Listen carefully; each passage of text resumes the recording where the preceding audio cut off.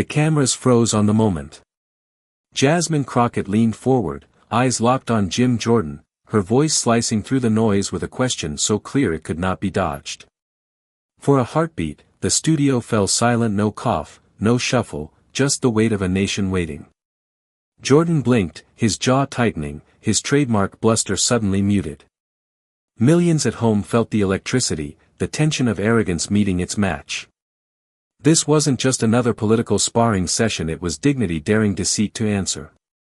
And what happened next would leave America stunned. This wasn't a simple exchange between two politicians, it was a reflection of a country at a breaking point. America stands divided, its faith in democracy strained by leaders who deflect more than they deliver. Every unanswered question chips away at accountability, every dodge feels like another betrayal to citizens who demand the truth. In that moment, Jasmine Crockett was not just one voice on live television, she was carrying the frustration of millions who have watched power operate without consequence.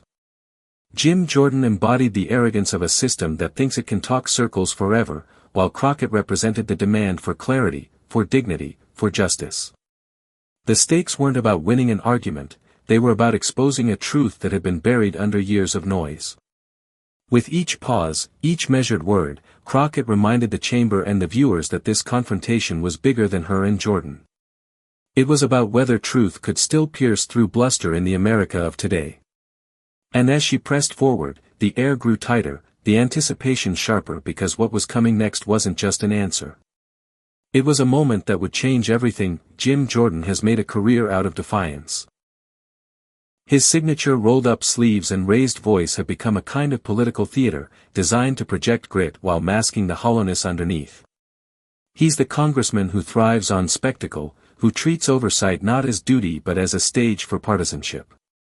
For years, Jordan has positioned himself as the bulldog of the right, barking loudest in hearings, interrupting witnesses, and turning every inquiry into a shouting match. His supporters see it as strength. His critics see it as evasion, but peel back the bravado, and a different picture emerges. Time and again, when pressed on specifics, Jordan falters. He dodges. He pivots to slogans instead of facts, to noise instead of substance. Questions about his own record, about his own choices, are brushed aside as if accountability is a burden reserved only for others. The contradictions pile up. A man who demands transparency from opponents but shields himself in silence when scrutiny turns his way. To his base, Jordan is untouchable, the warrior unafraid to attack. Yet that image has cracks. His refusal to answer direct questions has become a pattern too glaring to ignore. And it is precisely this pattern, this hollow aggression, that set the stage for his undoing. Because in politics, arrogance can be armor, but it can also be the very weight that drags you down. In the moment ahead, Jordan's old tricks, the shouting, the dodging, the deflection, would collide with something he wasn't ready for, a steady, fearless voice demanding answers he couldn't spin away from. The stage was set, and Jordan's bluster was about to meet its match. Jasmine Crockett's story is not one of privilege but of perseverance.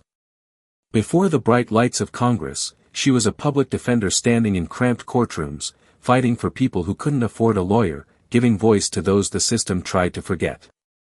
It was in those battles, face to face with injustice, that Crockett sharpened her resolve. She learned that power often bends truth, and that only courage and clarity could cut through the noise. As a lawyer, she carried the weight of countless clients who had no one else. As a lawmaker, she carries the voices of communities often silenced, working families, immigrants, young people who still believe democracy can serve them. Her grit is not just professional, it's personal. Every challenge, every underestimation, every attempt to sideline her has only made her sharper, steadier, more unflinching. What makes Crockett formidable is not volume but precision. She listens, dissects, and then strikes with facts sharpened like steel. She doesn't just argue, she exposes. And in a political climate addicted to noise, her calm fearlessness is disarming. That night, on live TV, all those years of grit and training converged, preparing her for the moment Jim Jordan never saw coming. The air thickened as Jim Jordan leaned back in his chair, smirking with the swagger of someone who believed he had already won. His voice rose, sharp and dismissive, tossing out half-answers and rehearsed talking points meant to derail the discussion. He waved his hand as though Crockett's questions were beneath him, a tactic he had used countless times before. But this time, it didn't rattle her. Crockett stayed steady, her tone precise, her eyes locked on him with unflinching focus. Each question she delivered was sharper than the last, not shouted, not flustered, but surgical, deliberate. The contrast between them was glaring, Jordan, fuming and evasive, Crockett, calm and relentless. The tension grew with every exchange. He interrupted, tried to steamroll her words, but the more he dodged, the clearer his weakness became. The committee room shifted, the murmurs, the restless silence, the collective leaning in of those watching. They could feel it building.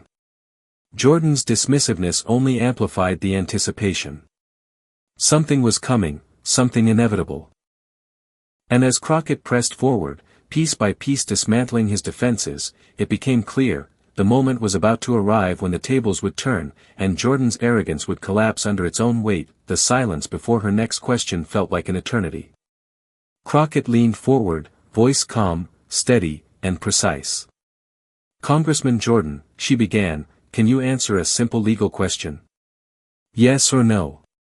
The words hung in the air like a blade. Jordan shifted in his seat, his trademark smirk faltering.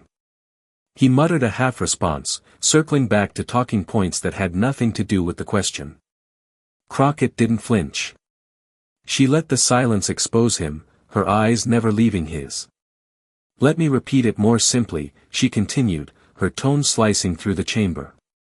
"Do you acknowledge the basic principle of law that no one is above accountability? Yes. Or no?" The crowd stirred. Reporters' pens froze mid-sentence. Members on both sides leaned in. Jordan stumbled again, his voice rising, sweat forming at his brow as he tried to pivot, dodge, and distract. But every dodge only tightened the noose of his own contradictions. Crockett gave a knowing pause, allowing the weight of his failure to sink in. Then, with unwavering dignity, she delivered the final blow. "If you, a man sworn to uphold the Constitution, can't answer that question truthfully, then it tells the American people everything they need to know about your commitment to justice." The chamber erupted, gasps, murmurs, even a ripple of applause. Jordan sat back, visibly rattled, his once commanding presence now hollow. Crockett, composed and resolute, didn't need to raise her voice.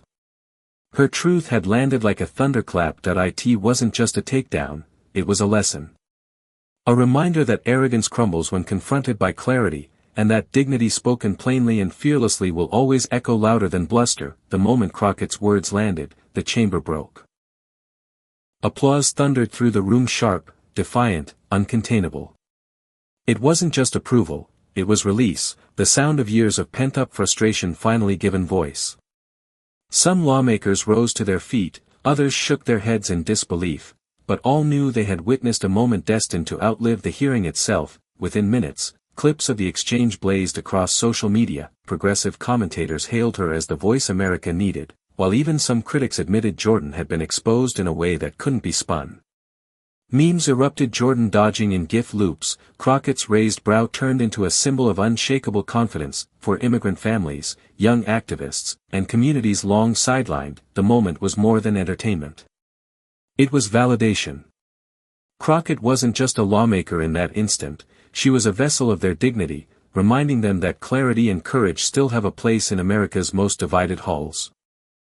And as the applause echoed online and on air, one truth crystallized: this wasn't just Crockett's victory. It was a spark. A turning point where millions felt seen, heard, and proud, and where the nation realized that one fearless voice could shake the pillars of power. In the end, what Crockett achieved went far beyond a clash between two politicians. It wasn't about scoring points or racking up sound bites.